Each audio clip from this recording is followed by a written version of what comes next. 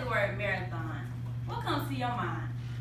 Shoot, something I'll never do, or why 26.2 miles? And who runs that long for fun?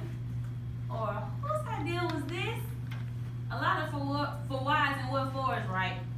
Well, I had some of the same questions, so I knew a little bit about the marathon. Like maybe I wanted to put on my bucket list. Maybe I want to do one before I'm 25.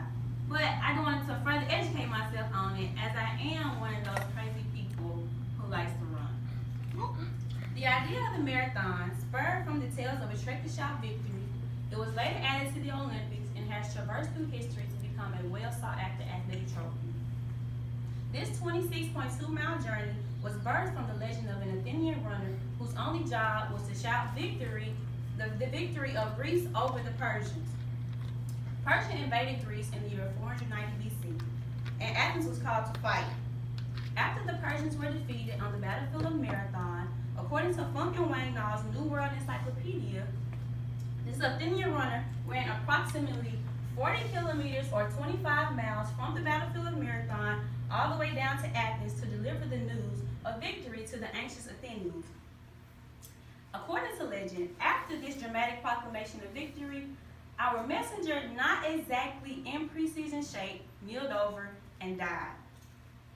This story is often told in combination with another legend of an even greater run. Mark Poley in London Magazine details one version written by ancient author Herodotus. Herodotus told the story of a messenger, Phidippides, who ran approximately 230 kilometers or 142 miles all the way from Athens to Sparta to ask the Spartans for help against defeating the Persians. Even though the original idea of the marathon is more so rooted in wishful legend rather than history, this did not stop the making of the running event that we know today. The first people to acknowledge the marathon were the Greeks. This right here is an ancient picture, an ancient painting of a Greek marathoner who is running in the nude, as that was their custom. And back then, if you asked for something to cover up your little man bits, you were considered approved. But the marathon became an official event and was added to the Olympics and has been modified over time. It made its first modern debut in the Athens Olympic Games of 1896. The race was about 24.5 miles, and according to Charlie Lubbock and Marathon Guide, the first Olympic marathon was attempted by 17 men, as women were not yet allowed to compete in the games. But only 9 men ran across the finish line. Sheridan Lewis would place first place with a time of 2 hours, 58 minutes, and 50 seconds. An amazing feat, seeing as the fastest time in the trials was only 3 hours, 11 minutes, and 27 seconds. After 1896, the Olympic marathon distances began to vary. In the 1908 London Games, the course was set originally to 26 miles, but in favor of the race finishing in front of the Queen, an extra 385 yards was added, making the race distance 26.2 miles. So in 1921, the Olympic Committee finally made an official length for the marathon, being 26.2 miles in favor of the popular London Olympic Games. The Olympics had to go through a trial of change in order to become the long-distance event that we know and love today. Athletes from all backgrounds now get to enjoy this 26.2-mile trek and the bragging rights that come with finishing. The Boston Marathon is one of the most prestigious running events other than the Olympics. In order to run, you must first qualify in the trial runs, that's making it very difficult to get into it.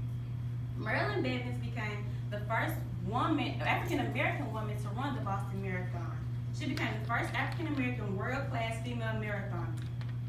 Aaron Morris became the first African-American male to finish the Boston Marathon, finishing in a time of 2 hours, 37 minutes, and 31 seconds. In 1967, Catherine Switzer was the first woman ever to officially run in the Boston Marathon. According to NBC News, no one noticed she was even a woman until about the second mile, where a race official jumps out of the sidelines, essentially jumps her, tries to take her race number, but her then boyfriend defends her, and she keeps on doing what she was doing, which was running.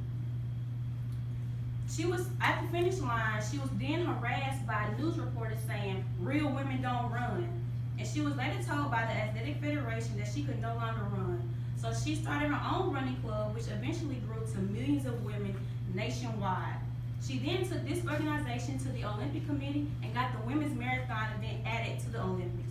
So in 1984, over 6 decades after the first Olympic event, which debuted the marathon, women finally get to race.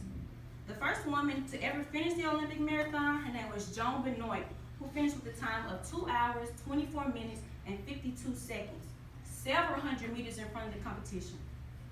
The marathon may have unsure beginnings, but unlike then, it now unites people of all backgrounds. The marathon emerged from the tales of an unfortunate messenger. It evolved and became merged into the Olympics, and now unites runners globally in an effort to finish one of the toughest foot races. It has been a vehicle for change politically concerning equality and physically for athletes everywhere, as it pushes your body to lengths most of the population can't even imagine. A common saying in the running community is, any idiot can run, but it takes a special kind of idiot to run the marathon. It takes guts, endurance, and determination, and overall, the power of will over reason. The marathon was created and has evolved over time, and it was not made for everyone. Just the crazy people like me who think running is fun.